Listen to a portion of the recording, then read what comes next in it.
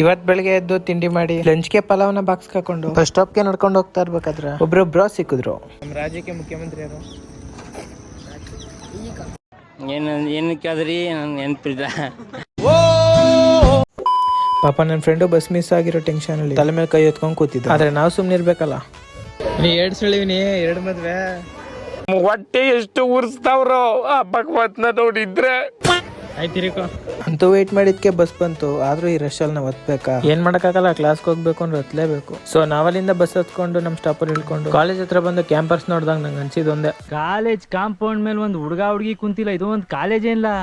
Class ಅಲ್ಲಿ ಪಾಠ ಕೇಳ್ರು ಅಂದ್ರೆ ನಮ್ಮ ಹುಡುಗರು ಕ್ಯಾಂಡಿ ಕ್ರಶ್ ಆಡ್ಕೊಂಡ್ ಕೂತಿದ್ರು. ಕ್ಲಾಸ್ ಮುಗಿಸ್ಕೊಂಡು ಹೊರಗಡೆ ಬಂದು ಊಟಕ್ಕೆ ಹೋಗೋಣ ಅನ್ಕೊಂಡ್ರೆ ಮಳೆ ಬರ್ತಿತ್ತು. ಮಳೆ ನಿಲ್ಲೋ ಗಂಟೆ ಸ್ವಲ್ಪ ಹೊತ್ತು ವೆಯ್ಟ್ ಮಾಡಿ ನನ್ನ ಫ್ರೆಂಡ್ಸ್ ಎಲ್ಲ ಊಟಕ್ಕೆ ಹೊರಟು. ಊಟ ಮಾಡ್ಕೊಂಡು ನನ್ನ ಫ್ರೆಂಡ್ಸ್ ಎಲ್ಲ ಕ್ಲಾಸ್ಗೆ ಹೋದ್ರು. ಆದ್ರೆ ನಾನ್ ಮಾತ್ರ ಮನೆಗೆ ಬಂದೆ. ರೀಸನ್ ಇಷ್ಟೇ, ಬೆಂಗಳೂರಿಂದ ನಮ್ಮಿಬ್ರು ಬ್ರದರ್ಸ್ ಬಂದಿದ್ರು. ಬಸ್ ಸ್ಟಾಪ್ ಅಲ್ಲಿ ಇಲ್ದು ಹೊರಗಡೆ ಬಂದೆ. ನಮ್ಮ ಅಣ್ಣ ಬಂದ್ ಪಿಕ್ ಮಾಡ್ದ. ಮತ್ತೆ ಅಲ್ಲಿಂದ ಮನೆಗೆ ಹೋಗಿ ಅಪರೂಪಕ್ಕೆ